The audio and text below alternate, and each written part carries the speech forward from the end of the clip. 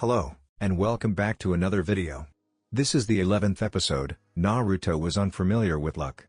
And when Naruto gets lucky, it doesn't go well. When Naruto is beaten on a stormy night, something strange happens. Lightning struck Naruto, but he survived. Remember to like and subscribe. Let's get this party started, shall we? Kiba screamed loudly as he felt the chakra scalpel slide beneath his skin and cut through several of his tendons. His throat would have been next if Shikamaru hadn't managed to trap Kabuto in an impromptu shadow possession. A clone of Naruto's dashed forward and quickly scooped the injured Kiba within his arms with Choji right behind him. As soon as the Naruto clone cleared the frozen white-haired teen, Choji began to go through a small chain of hand signs. Partial multi-size technique, Choji yelled while rolling up his sleeve. Just as finished rolling up the piece of fabric, his arm grew several times his own size. The boy released a loud battle cry as he slammed his expanded fist into Kabuto's prone form. A smile graced the thick-boned boy's face as he watched the teen fly through the air limply. That smile was wiped off of his face when the teen managed to right himself in the air before landing gracefully several yards away. His jaw now seemed to be dislocated and several bones seemed to be protruding from his body at hazardous angles. That was surprisingly powerful, Choji-kun. I expect nothing less from the Akimichi clan heir, Kabuto said smoothly after locking his jaw back into place. The wounds on his body began to fix themselves in an almost disgusting manner as the bones slid back into place and the wounds stitched themselves back together. The smile on his face never gave away as half of Sasuke's retrieval team watched in disgust at his healing abilities. The other half, Naruto and Neji, were currently fending off the remainder of the Sound Four. The spider-like man, Kitamura, and the apparent leader, Sakon, were a very well-coordinated pair.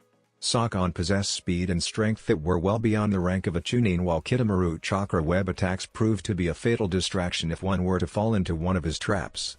Many of Naruto's clones had fallen victim to the sticky webbing. Luckily though, Neji's gentle fist was able to make quick work of them when necessary. Though Kitamura could reproduce the web just as fast as Neji could cut through it. Neji spun in a circle, releasing chakra from his tenketsu in a wide dome of blue chakra. Just seconds later, a literal wave of the web came crashing over him. The dome of chakra quickly grinded and destroyed the web. Once sure that no more web was being sent his way, the Hyuga prodigy released himself from the rotation. As soon as he stopped the flow of chakra, Sakon appeared in front of him with all three of his arms drawn back in an attempt to punch him. Neji could only throw up a quick guard in an attempt to stop the three-prong attack. However, to his relief, his partner interfered before the leader of the Sound Four could act out his attack. Just before Sakon closed the distance between himself and Neji, a yellow blur slammed into him, sending him flying across the wide clearing. Naruto quickly landed in a crouch before unsealing a lightning rod from the storage seals along his arms. He drew his arm back and prepared to skewer the dazed Sakon with his spear before Kitamura interrupted. The spider boy sent a quick volley of chakra webs towards Naruto and one managed to hit him in his hand, gluing his palm and the lightning rod to each other. Naruto released a loud curse before quickly retreating over to Neji while Kitamura did the same with Sakon. They cover each other rather well and unfortunately we specialize in close range. This will be rather difficult, Neji said while quickly destroying the webbing around Naruto's hand. The blonde-haired boy sent him a quick nod as thanks before looking over to Sakon and Kitamura.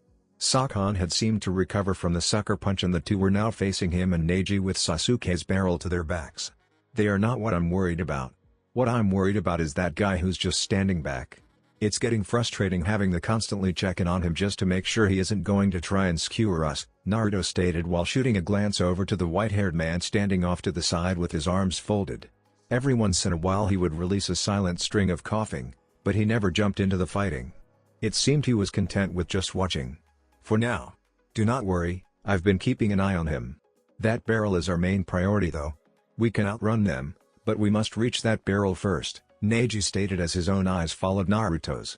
Neji was about to speak again before he stiffened as he felt a massive chakra source coming from behind them. Naruto must have felt it too, as he quickly made two clones to go assault Sakon and Kitamura while he turned around.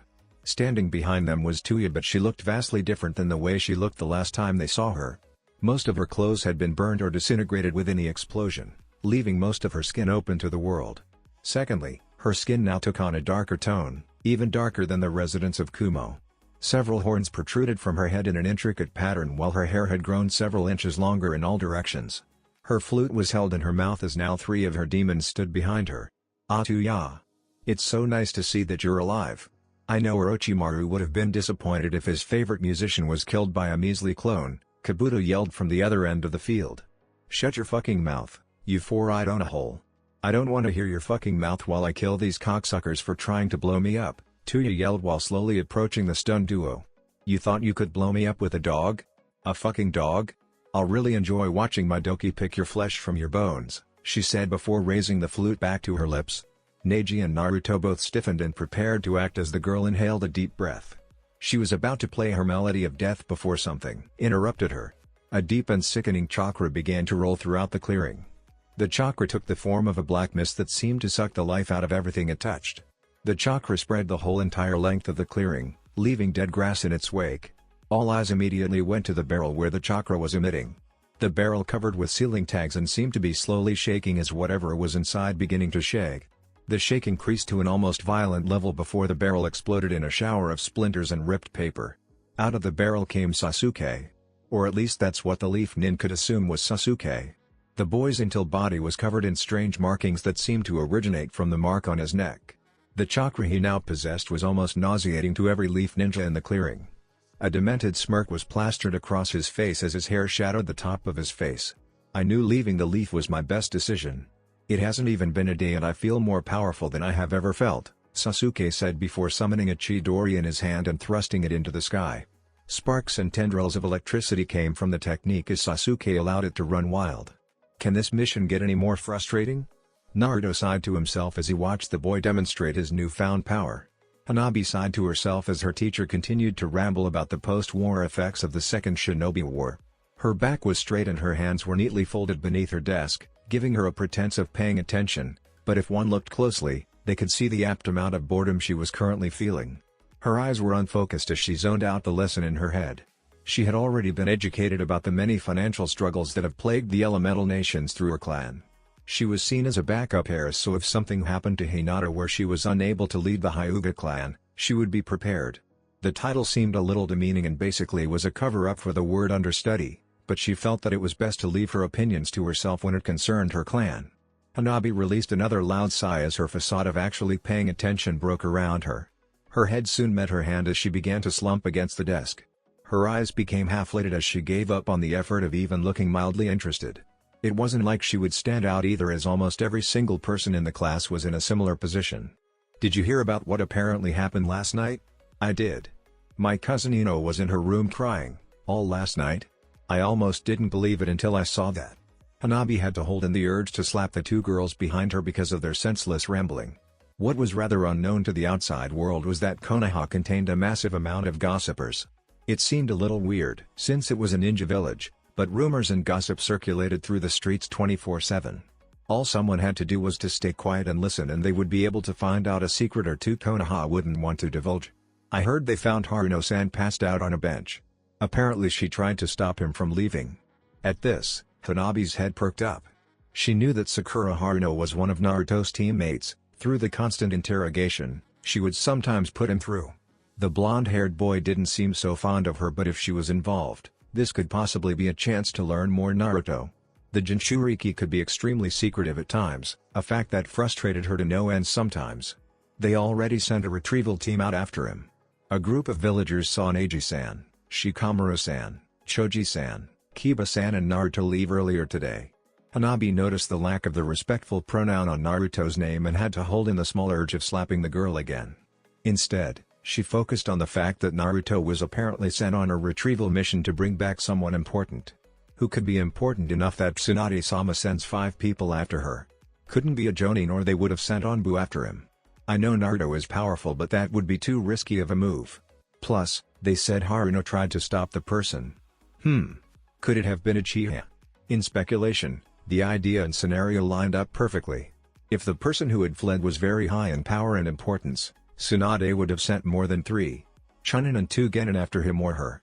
The fact that Sakura attempted to stop the person and was found relatively uninjured must mean the person was close enough to her where he or she wouldn't injure her while fleeing.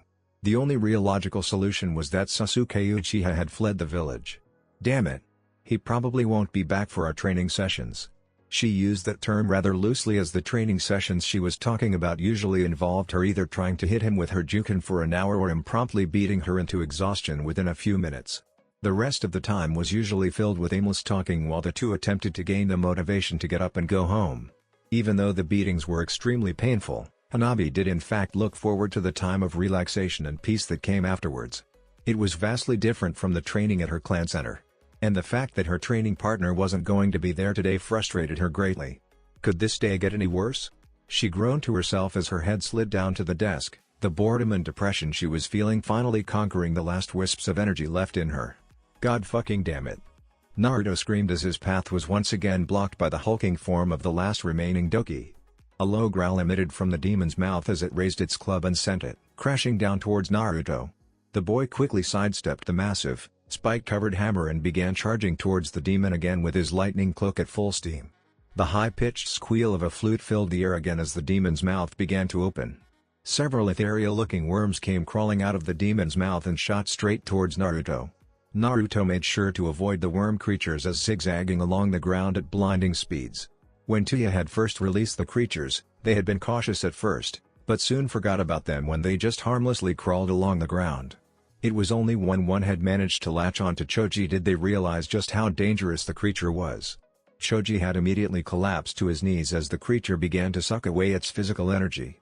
After numerous attempts at trying to physically pry the creature off, Neji finally ended its life with a Juken strike. It seemed that the creature was purely made of spiritual energy, so any physical attacks not containing spiritual energy would not harm it. Since chakra was a mixture of physical and spiritual energy, Neji was able to kill the creature with his gentle fist. Though this information had immediately been put in the back of all their heads as all of their enemies thought it was best to attack them at the same time. The sheer amount of attacks coming at the same time had almost entirely overwhelmed them all at first. Kidomaru's long-range web attacks helped perfectly cover the combination of Sakon's deadly taijutsu combinations, Kabuto's chakra scalpels and the Doki's movements. It was obvious that the group had trained in combat with each other as their movements were smooth and continuous. Every time one of the Doki launched an attack and they managed to evade it, Sakon or Kabuto would be right behind them to try and finish the job. During this time, Sasuke had taken the time to flee the field, making the situation even more urgent for the group. Their main objective wasn't to kill all these people, but to retrieve the last Uchiha. Unfortunately, each attempt they made at leaving the clearing ended up in failure as Taiyu's Doki blocked their path while Sakon and Kabuto assaulted them up close. It was there when Shikamaru had ordered them to scatter and attempt to catch up with Sasuke. They didn't make it far as the enemy copied their strategy, but now they were split as well. Shikamaru effectively made the battle 1 versus 1, a very risky move considering the fact that team didn't have much prior information on the Sound Force ability, plus the white-haired man and Kabuto were involved. Tuya had immediately followed Naruto as she wanted to get revenge on him for blowing her up. All three of her Doki came charging towards him, weapons raised to hopefully skewer him. Luckily though, while the Doki contained massive strength and moderate speed for their side, Naruto had the speed advantage and could make up slightly for his strength disadvantage by pumping his lightning chakra through his muscles. Using a combination of his Raton and Raton Justice, he had managed to take the first two out of commission. He wasn't even sure if he had managed to kill the two demons as they somehow managed to stand up from some of his strongest attacks. It was only after he managed to decapitate them both did they finally disappear.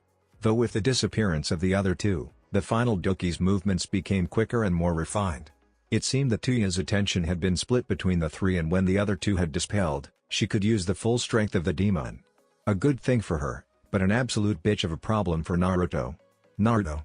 His head snapped towards the duo of voices coming from his left. Choji and Shikamaru were charging towards him with Kabuto directly on their heels. They looked worse for wear, but they were still alive. Kabuto, on the other hand, only had small bruises and scratches covering his body, but even those were healing as he ran towards them.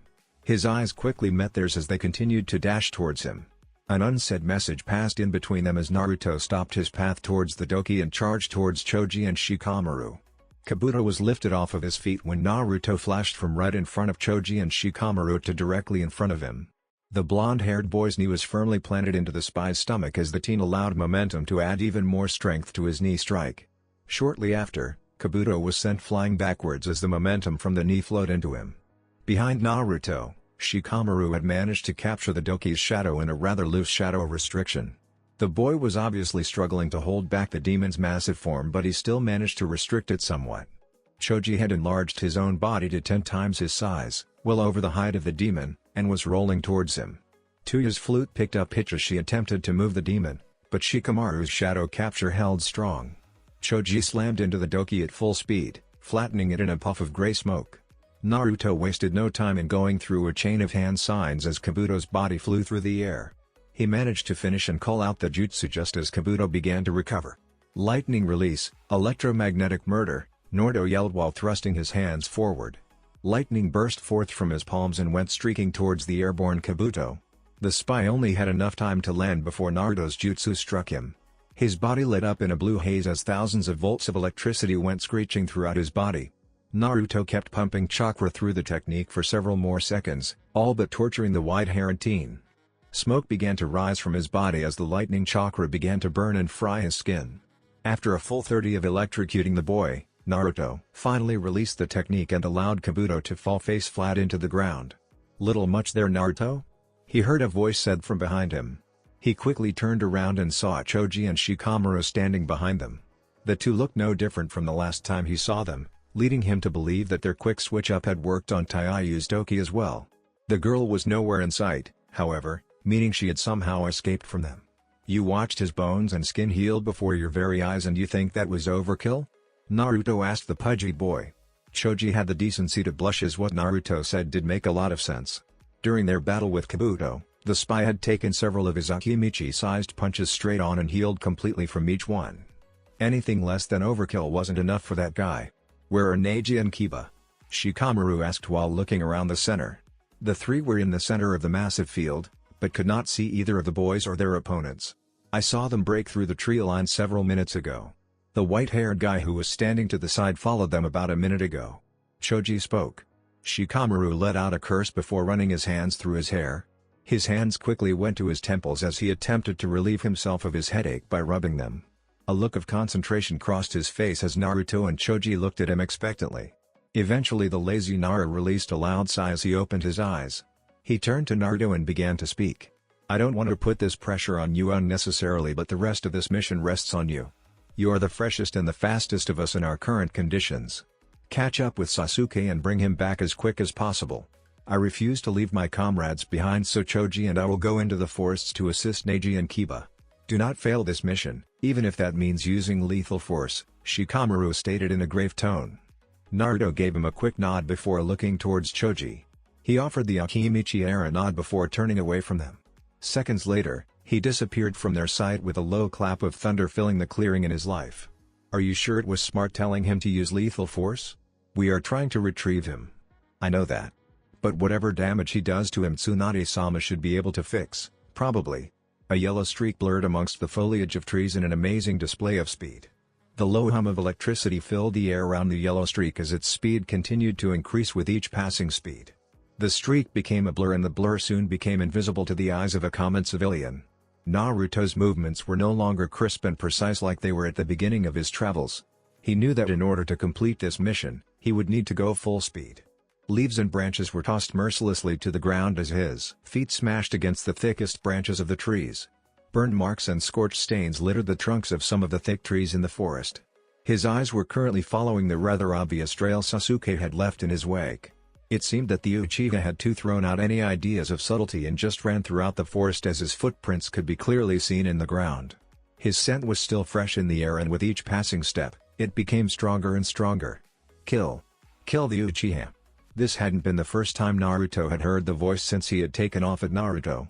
The first couple of times, he had been entirely confused at where the voice had come from. It sounded extremely close but only came to him in the form of a raspy whisper. He had ended up stopping and looking around for several seconds several times as the voice continued to repeat the same phrase over and over again.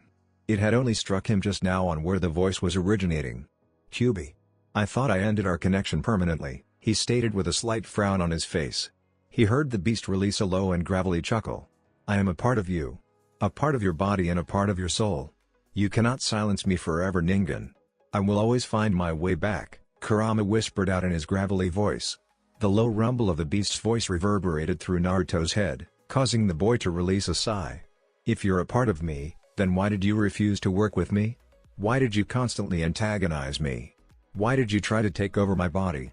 Naruto questioned the demon as he continued to make his way through the forest. He was met with silence for several seconds, leading Naruto to believe he had finally silenced the beast. I value my own freedom over your life. I've been imprisoned by you humans for years. I hate every last one of you for what you've done to my father's gift and my brother and sisters. I will rip my soul from yours and devour the remains of yours, Kurama said before going quiet once again, most likely to rest, leaving Naruto to his own thoughts. Father's gift? What the hell is he talking about? The blonde-haired shinobi thought to himself as the trees started to thin around him. Seconds later, he hurtled straight through the final line of trees and into Sasuke's destination. Two gigantic stone statues stood face to face as a waterfall stood in between the two. To the right stood the statue of Hashirama Senju, the creator, found in first Hokage of Konoha. The statue was in his exact likeness, depicting his armor-clad form and flowing spiky head. Madara Uchiha stood to the opposite side, his figure just as imposing as Hashirama's. And standing on top of the dead Uchiha's head was one traitorous Sasuke Uchiha. I've been waiting for you. The Uchiha yelled as he stared down at the Senju descendant. Naruto said nothing as he ascended to the top of Hashirama's head. The two former teammates stared at each other as the sound of the waterfall roared through the valley. No words were said between the two as they continued to stare at each. Several more seconds passed before Sasuke spoke again. Turn back now, Naruto, or die. I will not be taken back to that forsaken village, Sasuke said while widening his stance. His only warning was a slight twitch of Naruto's lips before he felt a presence come from behind. He quickly turned around and blocked a punch from a Naruto clone. The force of the punch sent him sliding back several feet along Madara's slippery head. His Sharingan eyes were wide in shock as the clone continued to smirk at him. I'm not failing my mission. Sasuke heard a voice said behind him before he felt a foot push against his back. At the same time, the clone he was holding back exploded in a puff of electric smoke. The Uchiha was sent forward into the smoke as the electricity coming from it shocked him. The force behind the kick sent him off the statue and towards the surface of the water. The shock from Naruto's clone must have affected Sasuke more than he originally thought because seconds later the boy slammed headfirst into the water. Naruto, seeing a perfect opportunity to take advantage, quickly flashed through a chain of hand signs before inhaling a deep breath. Lightning release, lightning dragon, Naruto yelled, blowing out. Quickly, the head of a dragon made of lightning chakra came shooting from his lips. The dragon's visage was terrifying as the rest of its body exited from Naruto's lip. The dragon released a soundless roar before diving headfirst into the water after Naruto. The surface of the water erupted in a spray of bubbles and electricity as the lightning chakra coming from the dragon electrocuted the water. The water gained a slightly bluish hue as the dragon dived towards Sasuke. Several seconds later, right where Sasuke had originally landed, a giant splash of water was sent flying into the air. I may have went a little overboard, Naruto said to himself as he watched the surface of the water continue to bubble. The bubbling continued for a full 15 seconds before it fully settled. Sasuke was nowhere in sight as the surface of the water went back to its usual calm lake. Shit, I may have killed the blonde-haired boy was interrupted when several bubbles floated up to the surface. Seconds later the undisturbed surface of the water was broken apart when a form shot up from it. The form flew high into the air, clearing over several stories before taking a nosedive straight towards Madara's head. Naruto's eyes followed the figure as it flew through the air and landed feet first onto Madara's statue. It was obvious that this was Sasuke, albeit a very twisted form of the boy. He had kept his basic feature but now his skin was a sickening gray. A cross-like slit ran across his nose while his Sharingan was once again on full display. Two appendages that looked like a combination of wings and hands now erupted from his shoulder blades. His hair had taken a purple hue as a smirk spread across his glossy lips. This form. This power. You cannot defeat me. The boy said before charging up a Chidori in his hand. With a flap of his wings, the Uchiha heir sent himself flying towards the stationary Naruto. The blonde-haired boy stood still and watched as the deadly lightning jutsu sped towards him. Just before Sasuke could pierce his heart, Naruto's hand shot up and caught the lightning-covered fist. Sasuke's eyes widened as the lightning didn't pierce Naruto's hand and instead was seemingly absorbed into Naruto's skin. Lightning release, lightning rod. Lightning release, redirection, Naruto stated as he clutched onto Sasuke's hand while the Uchiha struggled frantically in his grip. The veins running along his skin glowed a light blue hue as he pumped his lightning chakra throughout his body to augment his strength. His skin started to grow a bright blue as he activated his next technique. Sasuke released a loud scream as the full voltage of his own Chidori was redirected directly into his body. He was forced onto his knees as his legs gave out from under him. He attempted to grit his teeth and fight through the pain as Naruto continued to hold up the technique, but now with his chakra. Naruto was interrupted when Sasuke managed to ball his wing into a fist and sent into rocketing into his form. He was sent flying from Hashirama's head by the force of the punch while Sasuke forced himself onto his feet. His legs were wobbly as the excess electricity in his body messed up with the signals his brain was trying to send to his nerves. The Uchiha gritted his teeth before standing to his full height and releasing a deep breath. Meanwhile, Naruto managed to right himself in midair and was now running alongside the valley wall back towards Sasuke. The Uchiha decided not to wait for the boy and used his wings to propel himself towards Naruto. Naruto launched himself off of the valley and met the boy in midair. Sasuke struck first as he attempted to bury his fist deep into Naruto's stomach, but the blonde-haired boy swiped at the limb and sent it off course. He responded with his own kick to Sasuke's face, which the Uchiha attempted to block with a cross-guard made up of his own limb. The traitor had to hold in a flinch as Naruto's enhanced kick slammed into his forearms. He could feel the bones creak as they absorbed the force behind the blow. He could already feel them growing numb as his body attempted to deal with the pain. His mind was taken off the pain in his arms as a new pain erupted in the side of his head. Naruto had used the Uchiha's forearms as leverage and sent a devastating kick into his temple. Sasuke was sent skipping across the surface of the lake as Naruto descended down upon the surface of the water. The Uchiha skipped several yards before flaring his wings and using the momentum behind them to right himself. The boy released a loud growl before pressing his palms together. His fingers flashed through a long chain of hand signs before he yelled out the name of his jutsu. Fire release, Great Fireball. The Uchiha yelled before inhaling a deep breath. Not even a second later, a massive fireball that spread the width of the valley coming scorching from his lips. Naruto quickly cut the chakra flow coming from his feet and got completely submerged in the water. Not even a second later, the fireball slammed into Naruto's previous position, throwing up a massive sheet of fog into the valley. Sasuke quickly settled himself into a defensive stance as the fog reached and covered his position. His Sharingan eyes were spinning wildly as he continued to pivot round and round. His ears were straining to hear any signs of movement coming from the thick fog. Sasuke was taken by surprise when he felt a hand grab his ankle. He didn't even have the time to look down as the hand yanked him into the lake. His eyes and nose filled with water as he spun around rapidly in an attempt to find the blonde-haired boy. He was taken by surprise when he came face to face with a smirking blonde. The boy shot the Uchiha a quick smile before bursting in a spray of electricity, once again shocking the Uchiha. The boy's screams were muffled by the water as his body spasmed due to the lighting chakra. Suddenly a golden chain broke the surface of the water and came shooting towards Sasuke. The boy couldn't even avoid the chain as it wrapped tightly around his ankle and held in place. He felt a sharp tug come shooting through the chain before he suddenly found himself being pulled out of the lake and sent flying through the air. While in the air, Sasuke managed to catch a glimpse of Naruto standing on top of the surface of the water with a golden chain sprouting from his palm. The boy's eyes were closed while the boy wrapped his hand around the other end of the chain. Sasuke's eyes flew open in shock as with a sharp tug, Naruto pulled the Uchiha back towards him. Sasuke was in front of him in an instant as Naruto drew back his fist. The Uchiha didn't even have a chance to react as Naruto's buried his fist directly in the center of his face. Dark spots danced across the Uchiha's vision as he was once again set flying across the surface of the water. Blood sprayed from his nose as the force behind the punch destroyed the cartilage in his nose. His head was ringing as his brain continued to slam between the insides of his head. Consciousness became harder and harder to cling to as his head repeatedly slammed into the water. Eventually he lost the momentum from the punch and sank back into the water. Sasuke's pain did not end there, however, as Naruto sent a quick surge of electricity through the chain, further shocking the boy. The Uchiha, now suffering slight paralysis, a concussion, a broken nose, and broken arms, was easy pickings as Naruto slowly reeled the boy in with his chain. He made sure to take long with reeling the boy in, hoping the boy would lose consciousness from his time underwater.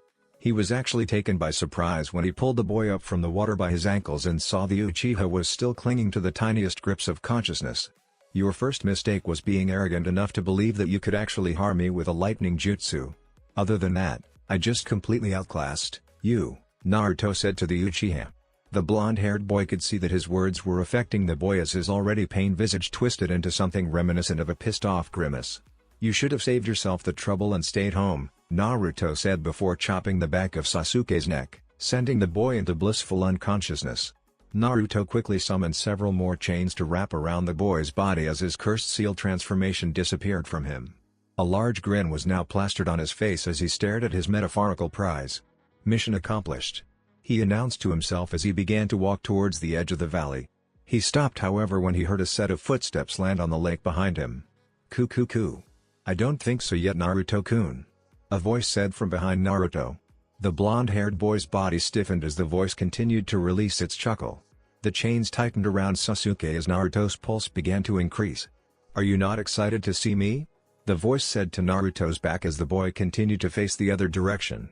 Naruto flexed his hands and watched as his chains formed an airtight bubble around Sasuke and descended into the waters. He then slowly turned around to confront his new opponent. The snake Sannin had changed drastically from the last time Naruto had saw him. It seemed the man had transferred into a different body. He now had tousled, neck-length white hair, a strong chin and dark purple eyes. He wore black wristbands with thick purple rope wrapped around his chest over a tan shirt, and black trousers. How are you enjoying my new body? I haven't made the proper modifications to the face yet, but it will definitely suit nicely until I can take over, dear Sasuke-kun. Orochimaru suddenly jumped as the water underneath exploded as a writhing mass of chains came shooting from up under him. The chains followed him as the Sannin went flying towards Madara's statue. He stuck himself along the side of the statue and sat patiently as the chains continued to pursue. Just before the chains could reach and wrap themselves around him, he jumped away, allowing the chains to slam into the statue. The cat-and-mouse game continues for several minutes as Naruto attempted to skewer the Sannin with his chains. With each passing second another chain was added to the already abundant amount of them, making it even more difficult for the man to dodge. But the snake Sannin kept up to his namesake as he managed to slip through and past every single chain that came towards him. Do you think I would just let my prize be captured so easily? This is my future vessel and I can't have you bringing him back to Konoha. The Sannin yelled before flaring his chakra. Naruto stiffened as he felt another chakra source flare from behind him. He quickly turned around and saw a barrage of pink crystals come shooting towards him. The blonde-haired boy quickly summoned a wall of chains to block the small crystal. He felt the projectiles lodge themselves in the links of the chains, but the golden chakra constructs held true. He was, however, forced into a spin when he sensed the Sannin behind him. He quickly spun around, just barely avoiding a vicious kick from the snake Sannin as the man buried his foot into the wall of chains. As soon as his foot connected with the chains, several chains sprouted from the other chains and wrapped around Orochimaru's prone form. The Sannin began to struggle as the number of chains wrapped around him. Seconds later the chains tensed before crushing Orochimaru within its grip. Naruto didn't get excited as he saw small bits of mud seeping from within his chains. He meanwhile, was forced to dodge the barrage of pink crystals that were continuously being sent from him. The crystals were now coming from multiple directions, forcing him to use his full speed to evade the sent himself flying through the air as a particularly vicious volley of crystals went shooting towards his feet. Seconds later his form was engulfed by a giant snake that come shooting from out of the snake released a loud hiss before opening its jaw and swallowing the blonde-haired boy. The snake then descended back into the water. That was a lot easier than you stated, Orochimaru-sama. A voice stated from the edge of the tree line. Slowly a woman began to descend from the top of a nearby tree. The best way to describe the woman was exotic. The woman wore red lipstick, had fair skin, dark eyes and light blue hair which she kept in a spiky ponytail with long strands of hair framing her face. Her outfit consisted of a green dress with a long left sleeve and a short right one, a red turtleneck which has a wide, fluffy collar and brown gloves.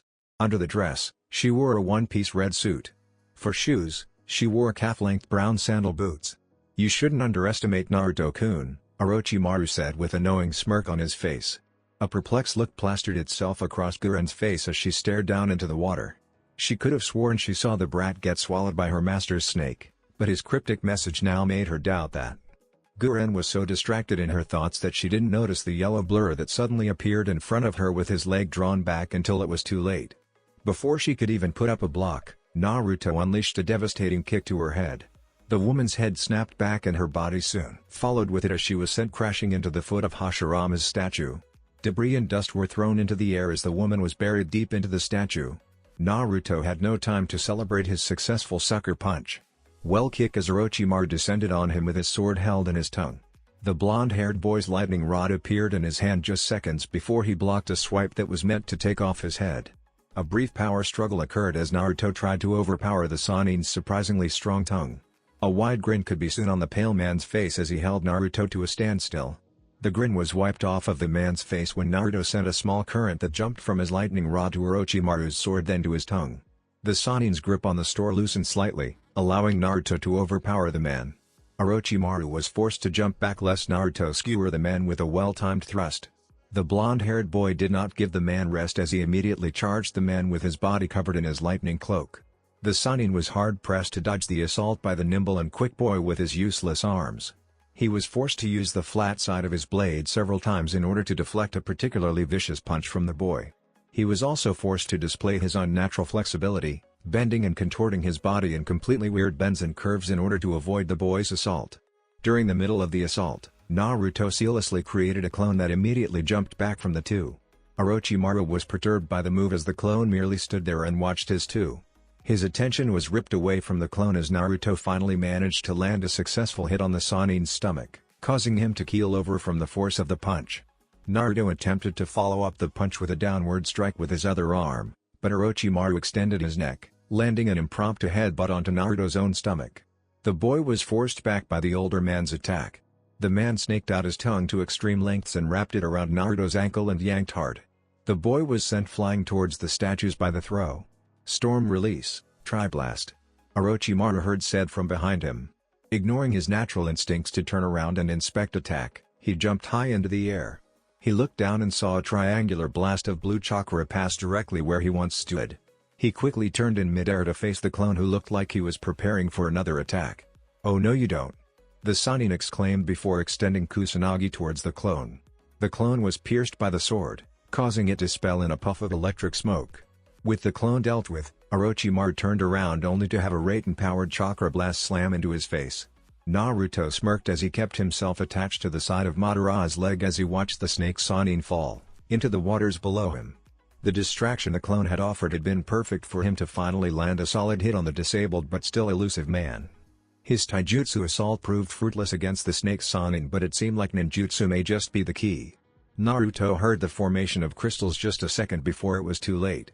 He immediately propelled himself off of the statue just seconds before massive spikes of pink crystals erupted underneath. He quickly spun around in midair and used his lightning rod to bat away several more crystal bullets. His eyes quickly glanced to the origin of the projectiles only to see a newly conscious and pissed off Guren sends them towards him. I was hoping that kick would have completely took her out of Naruto wasn't even allowed to finish his thoughts as he was forced to shunshine lest he be skewered by Kusanagi. He appeared behind with his lightning rod drawn back in preparation for a thrust. He quickly thrust the weapon towards the girl, but to his surprise the lightning rod bounced off of her skin. The girl looked back towards him with a smirk playing against her lips before quickly sending a haymaker crashing into his head. That hurt way more than it should have. Naruto fought through the pain in his head as he was sent flying backwards. He quickly adjusted himself in midair and landed gracefully on the surface of the lake. His eyes went to Orochimaru, who was now standing next to Guren. "You can still save yourself a lot of trouble if you just give me Sasuke, Naruto-kun," Orochimaru yelled from the other side of the valley. "Fuck off," was Naruto's reply to the man. The snake Sanin scoffed before glancing towards his crystal-using companion. The girl nodded to her master before to the top of Hashirama's head. The snake Sanin meanwhile closed his eyes and was now standing completely still. Naruto tensed his body in preparation for whatever attack the man was about to unleash. He didn't have to wait for long as suddenly the man's eyes flew about as he crouched low to the ground. Formation of 10,000 snakes. The man yelled before his jaw seemed to dislocate. To Naruto's complete and utter horror, literally hundreds of snakes began to exit the man's mouth at a rapid pace. Hundreds soon became thousands before literally 10,000 snakes were slithering through the air and water towards him. He could no longer see Guren and Orochimaru as the snakes literally formed a wall in between the two groups. "For fuck's sakes," Naruto yelled before closing his eyes in concentration. Not even a second, a multitude of chains sprung from Naruto's back and began to form a wall in front of him. The wall continued to grow taller and taller as Naruto sent more and more chains to reinforce it. His wall of chains came just in the nick of time because the snakes slammed into it just a second later. The boy released a flinch as the force of the snakes slamming against his chains were transferred to him. His flinch quickly turned into annoyance when he saw several snakes began to squirm their way through the small gaps of the chains and even over the wall. When the hell are they going to give up? The boy began to send to his lightning chakra through the chains in the hope that it would stun some of the snakes. This seemed to be pointless as the snakes still continued to slam themselves against his wall of chains. Fu Naruto was interrupted when he felt a bone-crushing kick impact against his back. The chains in front of him dissipated as he lost the concentration necessary to keep them up. With the wall of chains out of the way, the 10,000 snakes had a straight shot towards Naruto, who just so happened to be flying towards them from the kick. The snake and the boy met in mid-air as the snakes descended upon their prey. Orochimaru watched with a smirk on his face as he watched his snakes viciously assault the boy. He turned back and saw Gura now had a soaked Sasuke within her hand. He gave the woman a nod, giving her the signal to go back to the Sound Village. She quickly obeyed and jumped towards the tree line once again. "You should have saved yourself the time and stayed home, Naruto-kun. Now you'll most likely die from at least 10 of the poisons present in these snakes and from the loss of blood. Such a tragic way to end for the hero of Konoha." The snake Sanin stated before releasing a small laugh. He gave the writhing mass of snakes one last glance before following after Gurren. Several hours later, the remains of the Sasuke retrieval team along with Gaara and Lee would find Naruto cold and unmoving floating among the rubble from the destroyed statues. Sasuke Uchiha was nowhere in shock. Hanabi would never admit why she was standing by the northern entrance to Konoha that day. When questioned, she would merely say she was just about to begin her run around the village. This, in itself, was a massive lie, as she was only hoping to catch a glimpse of her trainer partner as he returned on his mission. The utter lacklusterness of her day had started to make her decide to see if Naruto had arrived yet. It was because of this reason, and it was because of the fact that she was the only Hyuga standing by the gates, that she saw her partner before anyone else did. Her loud gasp had caught the attention of several nearby villagers, who was surprised to see the usual stoic Hyuga princess showing emotion. Even the two gate guards turned their heads to see the girl. Even though she couldn't see his body, Hanabi could tell that the blonde-haired boy was in a fatal condition. He was a limp sack of bones and flesh thrown over another human being's shoulder. His own chakra levels were depleted, more so than she had even seen from him during their time of knowing each other. Every couple of seconds a red flash would overcome his entire chakra system before his chakra seemed to recede even lower. His heartbeat was slow, sometimes completely stopping and sometimes slowing to just a single heartbeat every couple of seconds. "Are you okay, Hyuga-sama?" Hanabi quickly managed to snap herself out of the daze and offer the man a nod. The small crowd that had surrounded her slowly dispersed when they saw that she was okay. She, on the other hand, approached the gates cautiously, Shibiakugan still activated and tracking the two. It only took a total of 30 seconds for the two Konoha nin to come in view of the guards. Kakashi's screaming of a medic nin also drew a lot of attention as he bounded towards the gates with the boy slung over his shoulder. Hanabi strained her eyes in an attempt to see the boy, but was soon cut off when a team of medic nin ran by her. The young girl released a loud curse before quickly sticking herself to the wall and climbing to the top. When she got to the top, she had to stop herself from throwing up right there at the sight of Naruto. His usual blonde and spiky hair was now sticking to his scalp, covered in blood and dried crimson blood. Parts of his hair were completely gone, revealing his bloodied and bruised scalp. His face was bruised and almost unrecognizable. His neck was merely a mangled and torn up mass of flesh leaking with blood and water. His puncture wound-riddled body could be seen by everyone, as the remnants of his clothes could barely be called that. His privacy was lost in his last battle, as his clothes offered little protection from prying eyes. Hanabi watched in slight horror as Kakashi Hitake handed the beaten and mangled boy over the medic squad. The medic nin placed the boy's body on the stretcher before collectively disappearing in a large puff of wind and leaves. Not even a second later, Hanabi soon followed them. It always amazed him how different time moved when he was unconscious. It felt like he was arguing with the QB for 30 minutes at the most, but in truth it was actually 2 whole days. He had spent 2 whole days lying half dead inside the hospital. He woke up to the repeated beating of a heart monitor. The first sensation to return to him was his sense of hearing as he listened to the machine beat methodically. His sense of touch soon followed as he felt the soft yet sturdy bed under him. His hand slowly clenched around the blankets covering him as he attempted to open his eyes. He found the task to be a heavy one, as his eyes felt like steel bricks. After several long seconds of struggle, he managed to open his eyes. He was greeted with the pure white, trademark ceiling of Konoha's main hospital. The tiled pattern did nothing to take away from the pure blandness of it. He slowly turned his head to the right and saw the wooden door that led to his room. He slowly turned his head to the right and was surprised to see someone was in the room. Hanabi Hyuga sat in one of the few chairs placed in his room, head buried in a scroll and completely ignorant to the fact that the person she was visiting was now awake. Naruto blinked owlishly at the girl's presence as the evening sun shined down on her form. An odd thought crossed his mind as the sun continued to shine down on the girl. She looks oddly attractive. Naruto thought to himself as his eyes traced the girl's form.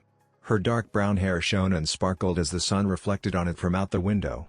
Her hair slightly shadowed her eyes, but that only seemed to enhance the strange beauty she held.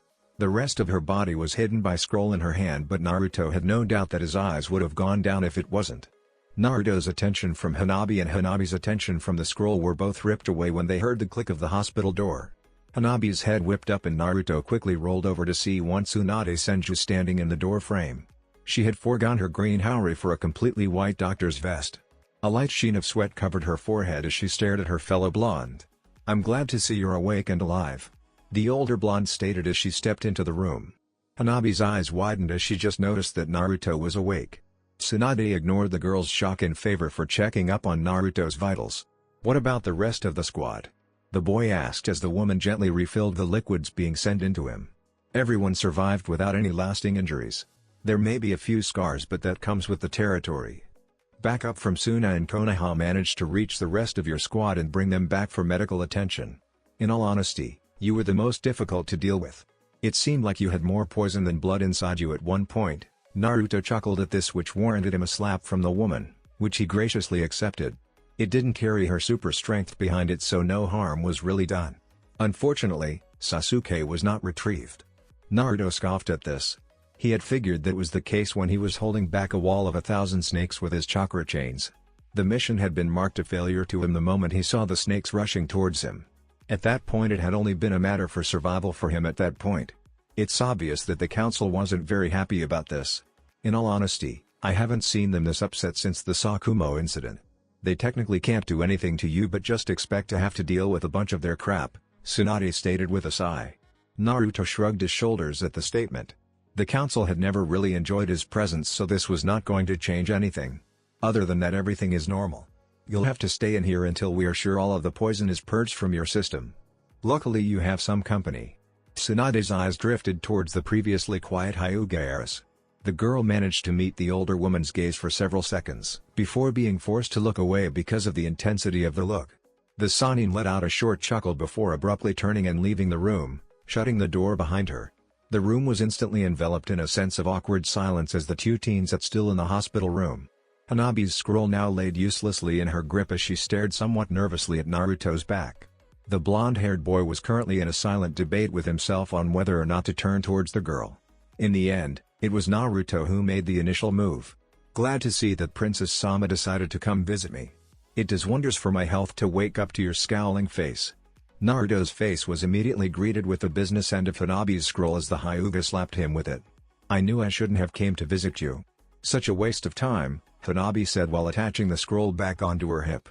Naruto stared at her several seconds with a pout etched onto his face while the Hyuga heiress stared back at him with her patented scowl. The two continued their stare-off for several seconds before both of their expressions melted into soft mirth. I saw you coming through the gates. I had my Byakugan activated and you looked almost dead. I was really worried about you," the girl admitted softly.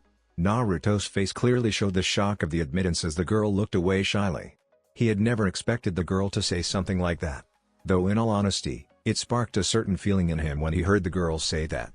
The fact that she cared enough to even feel worried about him was strangely nice. Hanabi, on the other hand, was berating herself on the inside as Naruto continued to stare at her. She did not mean for those words to slip out, and the fact that they did honestly sent a wave of panic through her. She was not used to admitting her feelings in the first place, and the fact that she just did, to Naruto of all people, sent a shock through her system. And now she was waiting for the boy's response. "I bet I look shit coming into the gates. I'm sorry that you had to see me like that.